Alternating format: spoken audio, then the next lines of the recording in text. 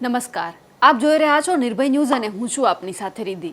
પશ્ચિમ બંગાળની અંદર જે ઘટના બની એ ઘટના બાદ આખો દેશ અને ગુજરાત પણ હચમચી રહ્યું છે, કારણ કે પશ્ચિમ બંગાળની અંદર મહિલા ડોક્ટર સાથે જે ઘટના બની તેમની સાથે જે દુષ્કર્મ આચરવામાં આવ્યું અને એ ઘટના બાદ પ્રધાનમંત્રી નરેન્દ્ર મોદીએ પણ એ ઘટનાને લઈને નિવેદન આપ્યું હતું। ગઈકાલે તેમણે પોતાના સંબોધનમાં વાત કરી હતી અને ત્યારબાદ આખા દેશની અંદર તમામ જે હોસ્પિટલો હોય ત્યાં પણ આ બાબતે અત્યારે આંદોલન થઈ રહ્યા છે, નિવેદન પર નિવેદન આવી રહ્યા છે।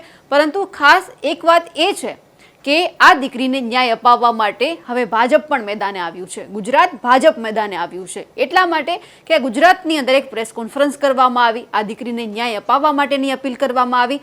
પરંતુ આખું જે એજન્ડા છે ભાજપનું તે સામે આવ્યો કે દીકરીને ન્યાય અપાવવાની વાતની સાથે સાથે પશ્ચિમ બંગાળના મુખ્યમંત્રી મમતા બેનર્જી ઉપર આખી વાતને શિફ્ટ કરી દેવામાં આવી છે, એટલે કે તેમના ઉપર પ્રહાર કરવામાં આવ્યા છે કે તેઓ ટીએમસીના ગુંડાઓને છાવરી રહ્યા છે અને આ દીકરીને ન્યાય અપાવવા માટે પશ્ચિમ બંગાળના જે મુખ્યમંત્રી મમતા બેનર્જી છે તે કંઈ જ નથી કરી રહ્યા। પોતે પણ એક મહિલા હોવા છતાં દીકરી સાથે આ અન્યાય તેઓ કઈ રીતે અત્યારે શાંત બેસીને સાંભળી રહ્યા છે અને જ્યાં હોસ્ટેલના જે તેમના પ્રિન્સિપલ હતા તેમની પણ બદલી કરી દેવામાં આવી છે, તેમને પણ બીજી જગ્યા ઉપર નોકરી મળી ગઈ છે।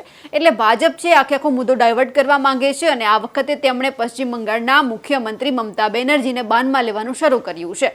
દીકરીને ન્યાય અપાવવાની વાતમાં તો તેઓ આગળ આવ્યા। મારી પાછળ તમે જે આ પોસ્ટર જોઈ રહ્યા છો, ભાજપના આ જે નેતાઓ છે તે અત્યારે મનોમંથન કરી રહ્યા છે પશ્ચિમ બંગાળની બેઠક જે ઘટના બની છે તેમને લઈને।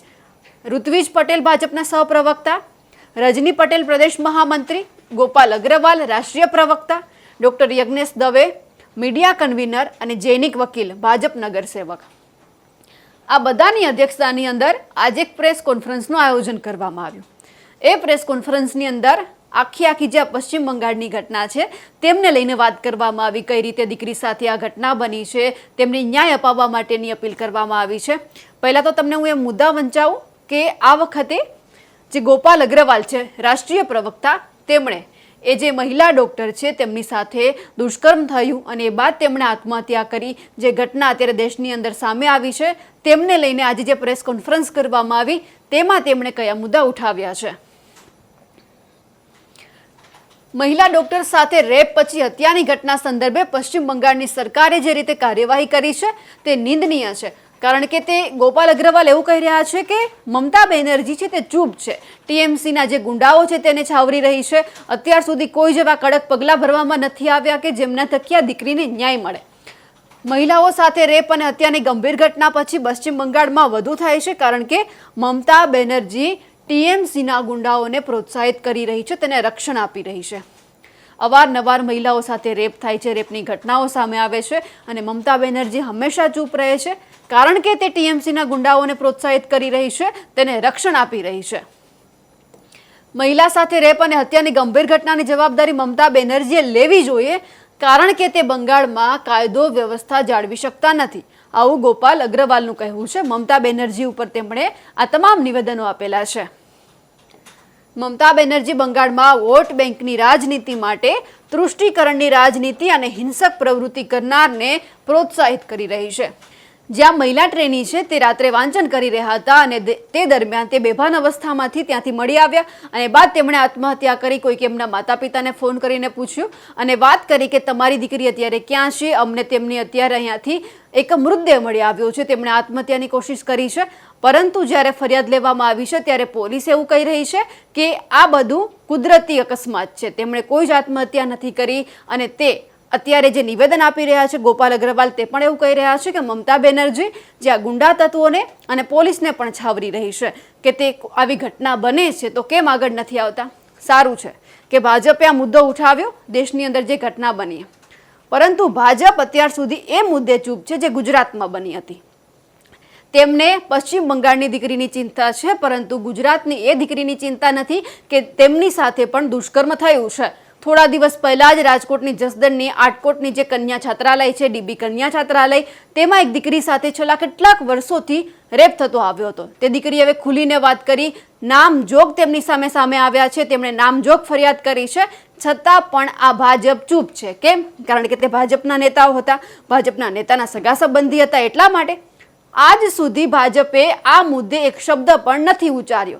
એક બે નેતાઓએ નિવેદન આપ્યું, કોઈક પોતાની હોસ્પિટલને બચાવવા માટે આગળ આવ્યા, કોઈક આ નેતાઓને બચાવવા માટે આગળ આવ્યા, પરંતુ આજ સુધી કોઈ જ ભાજપના નેતાએ આવી પ્રેસ કોન્ફરન્સ નથી કરી કે આ દીકરી સાથે આવું થયું છે, દીકરીએ નામજોગ ફરિયાદ કરી છે કે આ વ્યક્તિએ મારી સાથે આવું કર્યું છે, આ જગ્યા ઉપર દુષ્કર્મ આચરવામાં આવ્યું છે. છતાં પણ ભાજપ આ તમામ મુદ્દે ચૂપ છે. કેમ તમારા માટે એક જ દીકરી મહત્વની છે? ગુજરાતની આ દીકરી મહત્વની નથી?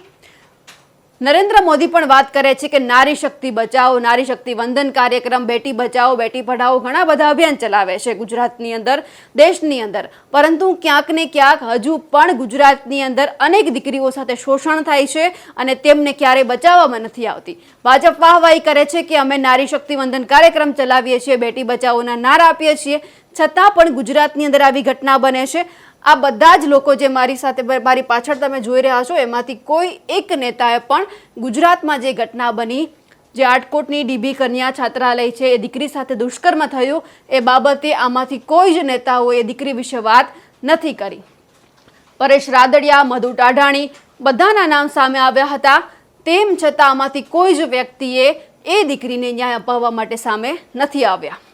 સારું છે, પશ્ચિમ બંગાળની દીકરી એમને યાદ આવી, પરંતુ કાશ તમે જો હજુ પણ એ દીકરી બોલી રહી છે કે અમારી સાથે આવું થયું છે, એકવાર એમના માટે પણ તમે પ્રેસ કોન્ફરન્સ કરીને જુઓ તો તમને ખબર પડશે કે ગુજરાતમાં આવી એક દીકરી નહીં પરંતુ અનેક દીકરી છે જેમની સાથે આવી ઘટના બની છે.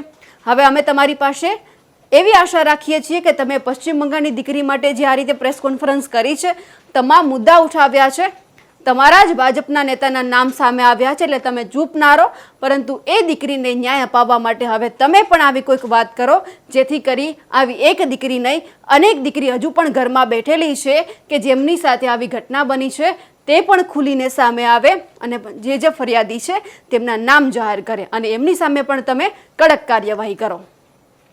અમારા અહેવાલ વિશે આપનું શું કહેવું છે કમેન્ટ કરીને ચોક્કસથી જણાવજો. સાથે જ નિર્ભય ન્યૂઝને લાઇક, શેર અને સબસ્ક્રાઇબ કરવાનું ભૂલશો નહીં. નમસ્કાર.